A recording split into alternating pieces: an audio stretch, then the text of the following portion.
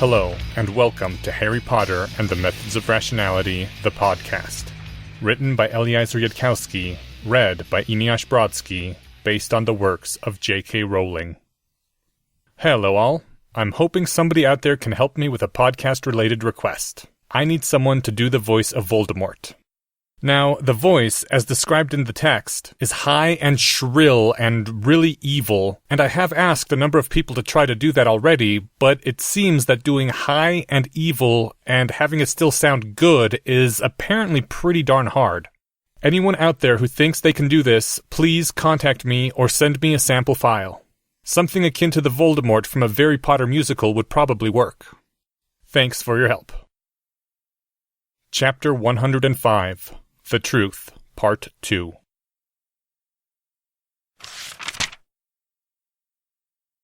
Tom Riddle. The words seemed to echo inside Harry's head, sparking resonances that as quickly died away, broken patterns trying to complete themselves and failing. Tom Riddle is a... Tom Riddle was the... Riddle. There were other priorities occupying Harry's attention. Professor Quirrell was pointing a gun at him, and for some reason, Lord Voldemort hadn't fired it yet. Harry's voice came out in more of a croak. "What is it that you want from me?" "Your death is clearly not what I am about to say, since I have had plenty of time to kill you if I wished. The fateful battle between Lord Voldemort and the boy who lived is a figment of Dumbledore's imagination. I know where to find your family's house in Oxford, and I am familiar with the concept of sniper rifles. You would have died before you ever touched a wand. I hope this is clear to you, Tom?" "Crystal." His body was still shaking, running programs more suited to fleeing a tiger than casting delicate spells or thinking. But Harry could think of one thing the person pointing a gun at him obviously wanted him to do. A question that person was waiting for him to ask, and Harry did so. "Why are you calling me Tom?" Professor Quirrell regarded him steadily. "Why am I calling you Tom? Answer. Your intellect is not everything I hoped for, but it should suffice for this."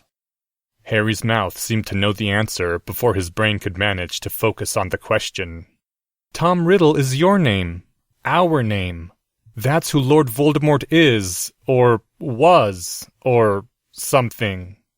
Professor Quirrell nodded. "Better. You have already vanquished the Dark Lord, the one and only time you will ever do so.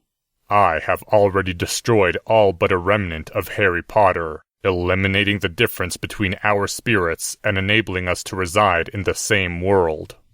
Now that it is clear to you that the battle between us is a lie, you might act sensibly to advance your own interests. Or you might not." The gun jabbed slightly forward, causing prickles of sweat to appear on Harry's forehead. "Drop your wand. Now." Harry dropped it. "Step away from the wand." Harry obeyed. "Reach toward your neck and remove your time-turner, touching it by the chain only. Place the time-turner on the ground, then step away from it as well." This also Harry did. Even in his state of shock, his mind still looked for a way to spin the time-turner in the process, a sudden move that would win. But Harry knew that Professor Quirrell would already be imagining himself in Harry's position, looking for the same possible opportunities. "Remove your pouch and place it also on the ground, then step away." Harry did this. "Very good. Now, it is time for me to obtain the Philosopher's Stone. I mean to bring along these 4 first-years here, suitably obliviated of their most recent memories so that they still recall their original purpose. Snape I shall control and set to guard this door. After this day's work is done, I intend to kill Snape for the betrayals he has offered to my other identity.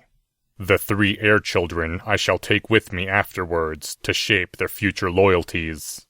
And know this, I have already set in motion a spell that will kill hundreds of Hogwarts students, including many you call friends. I can stop that spell using the stone, if I obtain it successfully. If I am interrupted before then, or if I choose not to stop the spell, hundreds of students will die. Do you yet perceive any interests you have at stake, boy? I would smile to hear you say no, but that is too much to hope. I'd like... Harry managed to say, through the horror and the heartbreak, and the knives slicing away at an emotional connection that hurt like living flesh as it was cut. For you not to do those things, Professor. Why? Professor Quirrell, why? Why did it have to turn out like this? I don't want this to be happening. Very well. I grant you permission to offer me something I want. The gun gestured invitingly. That is a rare privilege, child. Lord Voldemort does not usually negotiate for what he wants. Some part of Harry's mind scrabbled frantically, looking for something, anything that might be of more value to Lord Voldemort or Professor Quirrell than child hostages or Severus's death. Another part of him, the part that had never stopped thinking, already knew his answer. You already have an idea for what you want from me, Harry said, through the sickness and the bleeding wounds in his soul. What is it? Your help in obtaining the Philosopher's Stone. Harry swallowed. He couldn't keep his eyes from going to the gun, then back up at Professor Quirrell's face. He was aware that the hero in a storybook was supposed to say no, but now that he was actually in a situation like this, saying no didn't seem to make sense. I am disappointed that you need to think about this. It is straightforward that you should obey me for now, since I hold every advantage over you. I have taught you better than this. In this situation, you should certainly pretend to lose. You can expect to gain nothing by resisting, except pain. You should have calculated that it was better to answer sooner and not earn my distrust. Professor Quirrell's eyes studied him curiously. Perhaps Dumbledore has filled your ears with nonsense about noble defiance? I find such morals amusing, since they are so easy to manipulate. I assure you that I can make defiance seem morally worse, and you would be well advised to submit before I demonstrate how. The gun stayed pointed at Harry, but with a wave of Professor Quirrell's other hand, Tracy Davis rose up into the air, spun lazily, her limbs stretched out, spread eagle. Then, even as new adrenaline hammered at Harry's heart, Tracy floated back down again. Choose. This begins to try my patience.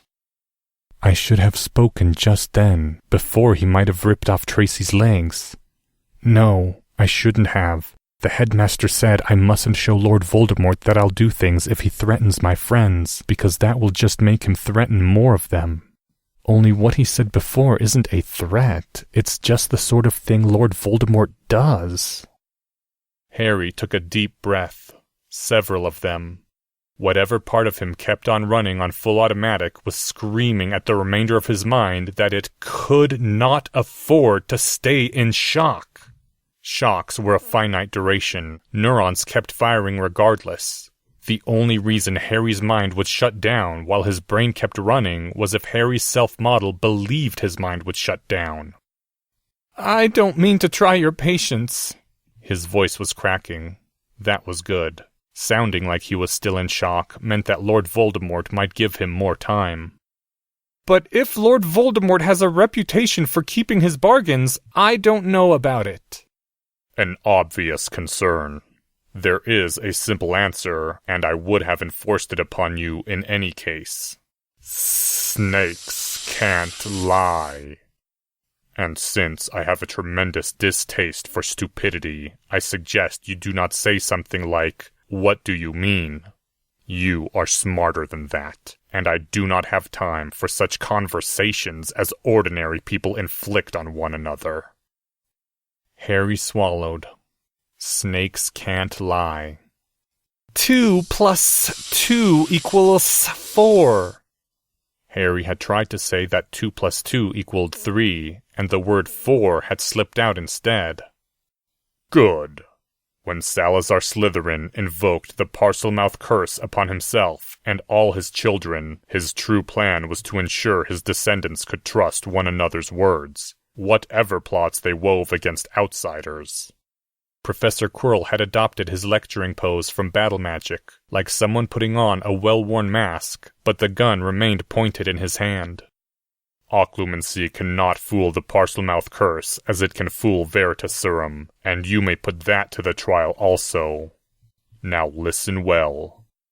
Come with me, promise your best aid in getting stone, and I shall leave these children behind unharmed. Hostages are real.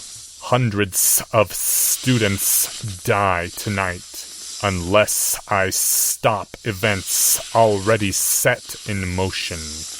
Will spare hostages if I obtain stone successfully. And mark this also, mark it well. I cannot be truly slain by any means known to me, and loosing stone will not stop me from returning, nor spare you or yours my wrath. Any impetuous act you are contemplating cannot win the game for you, boy. I do credit your ability to annoy me, and suggest you avoid doing so. You said, Harry's voice was strange in his own ears, that the Philosopher's Stone had different powers from what legend said. You said that to me in Parseltongue. Tell me what the stone really does before I agree to help you get it. If it was something along the lines of gaining total power over the universe, then nothing was worth an incrementally greater chance of Lord Voldemort getting the stone. Ah, Professor Quirrell smiled. You are thinking.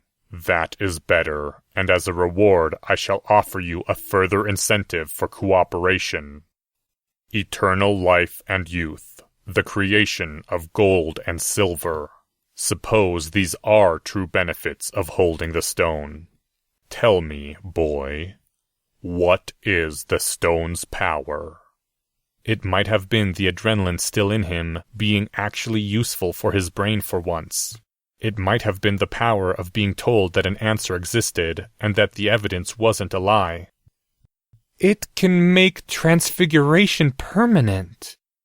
Then Harry stopped, as he heard what his own mouth had just said. Correct.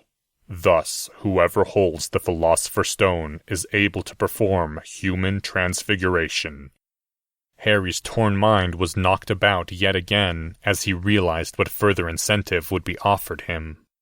You stole Miss Granger's remains and transfigured them into some innocuous-appearing target. A transfigured target you must keep somewhere about your own person in order to sustain the transfiguration.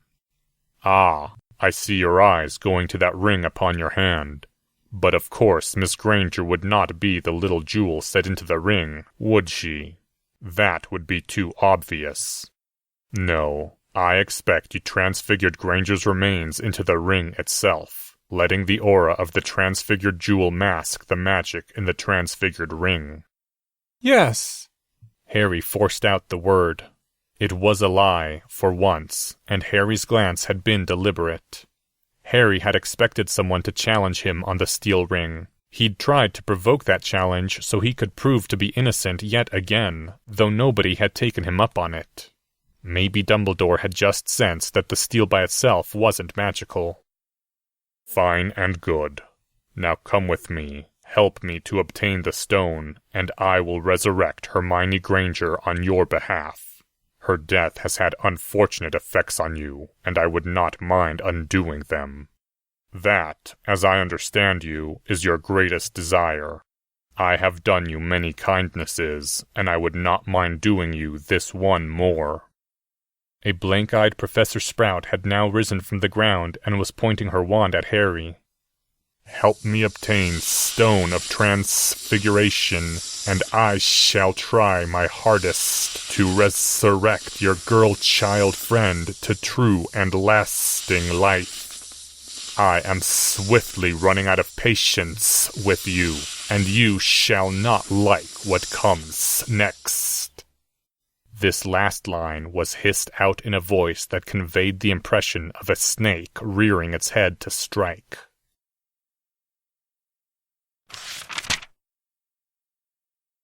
Even then, with all the world upturned, with shock after shock, even then Harry's brain did not stop being a brain, or completing the patterns its circuits had been wired to complete. Harry knew that this was too good an offer to make to someone at whom you were pointing a gun, unless you desperately needed their help to get the Philosopher's Stone out of the magic mirror. And there wasn't any time left to plan, only the thought that, if Professor Quirrell really was going this far to get his help, what Harry wanted was to demand Professor Quirrell promise not to kill anyone in the future in exchange for his help now. But Harry had a strong sense that Professor Quirrell would reply, "Don't be ridiculous," and there wasn't time for ordinary conversation. Harry had to guess the highest safe request in advance. Professor Quirrell's eyes narrowed. His lips parted. "If I help you, I want your promise that you aren't planning to turn on me when this is over. I want you to not kill Professor Snape or anyone else in Hogwarts for at least a week. And I want answers, the truth about everything that's been going on this whole time, everything you know about my nature." The pale blue eyes regarded him dispassionately. "I really think we could have thought of something better to ask for than that," said Harry Slytherin side. "But I suppose we were legitimately out of time, and whatever we need to do next, answers will help." Harry wasn't listening to that voice right now. Cold chills were still going down his spine from hearing the words that had just come out of his lips, addressed to the man with the gun. "Is that your condition for helping me to obtain the stone?" Harry nodded, unable to form words. "Agreed," hissed Professor Quirrell. "Help me, and you shall have answers to your questions, so long as they are about past events, and not my plans for the future. I do not intend to raise my hand or magic against you in future, so long as you do not raise your hand or magic against me. Shall kill none within school grounds for a week, unless I must. Now promise that you will not attempt to warn against me or escape. Promise to put forth your own best efforts toward helping me obtain the stone, and your girl-child friend shall be revived by me to true life and health, nor shall me or mine ever seek to harm her." A twisted smile. "Promise, boy, and the bargain will be struck." "I promise." "What?" screamed other parts of his mind. He's still pointing a gun at us," pointed out Slytherin. "We don't actually have a choice. We're just getting as much mileage out of this as possible." "You bastard," said Hufflepuff. "Do you think this is what Hermione would have wanted? This is Lord Voldemort we're talking about. Do you even know how many people he's killed and will kill?" "I deny that we are compromising with Lord Voldemort for Hermione's sake," said Slytherin. "Since there is, in fact, a gun, and we can't otherwise stop him. Also, Mum and Dad would want us to just go along and stay safe." Professor Quirrell regarded him steadily. "Repeat the full promise in Parseltongue, boy." "I shall help you obtain the stone. I cannot promise I will use my best efforts. My heart will not be in it, I fear. I intend to try. Shall not do anything I think will annoy you to no good end. Shall call no help if I expect them to be killed by you, or for hostages to die. I'm sorry, teacher, but it is best I can do." Harry's mind was settling, composing itself as the decision was made. He would stay with Professor Quirrell, go with him to get the stone, save the student hostages, and Harry didn't know, except that he'd go on thinking. You actually are sorry about that? Professor Quirrell looked amused. I suppose it shall have to do. Then keep 2 other things in mind. I have planned to stop even Schoolmaster if he appears before us. And also this. I will occasionally ask you to say in Parseltongue whether you have betrayed me. The bargain is struck.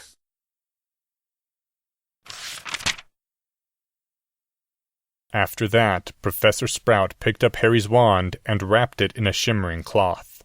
Then she placed it on the floor and again pointed her wand at Harry. Only then did Professor Quirrell lower his gun, which seemed to disappear into his hand, and pick up Harry's wrapped wand, tucking it into his robes. The true cloak of invisibility was removed from the sleeping form of Lesotho Lestrange, and Professor Quirrell took the cloak, as well as Harry's pouch and time-turner.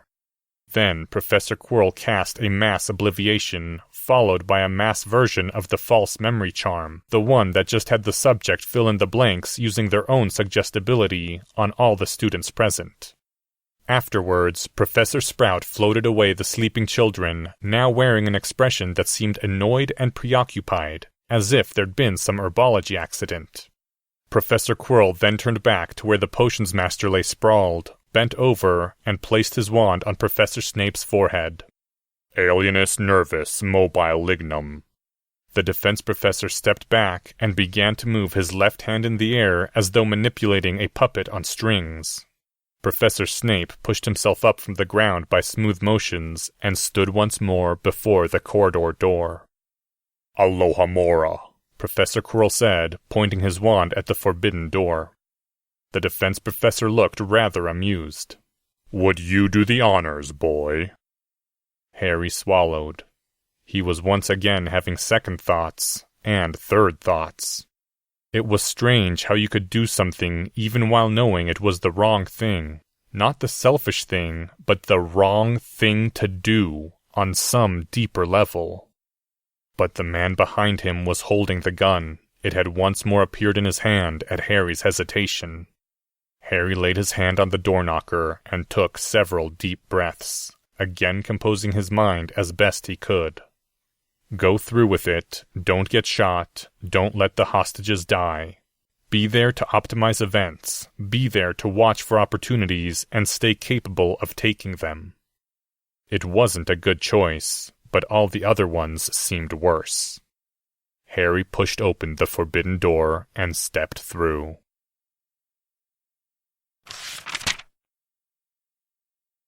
End chapter 105. If you enjoyed this episode and haven't done so yet, please consider leaving a rating or review at iTunes. This chapter's original text, production notes, and attribution links, along with archives and much more, can be found at hpmorpodcast.com. If you would like to learn more about the art of rationality, please visit lesswrong.com, an online community of aspiring rationalists founded by Eliezer Yudkowsky. Some sound effects used are courtesy of the Free Sound Project. The music used is The Fall by Ministry. Thank you for listening, and come back in 2 weeks for Chapter 106, The Truth, Part 3.